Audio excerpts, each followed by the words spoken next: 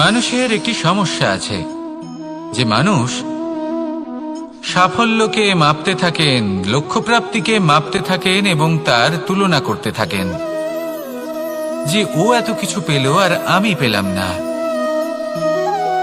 ওর কাছে এত কিছু আছে কিন্তু আমার কাছে নেই। এই তুলনা করার জন্য ওনারা দুঃখী হয়ে পড়েন, নিরাশ হয়ে পড়েন। তাই আমি একটা প্রশ্ন করছি যে এটা কি উচিত?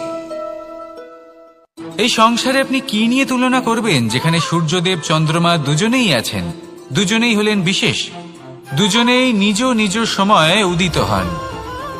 এদের মধ্যে একজন না থাকলে তাহলে আমাদের জীবন কঠিন হয়ে পড়বে।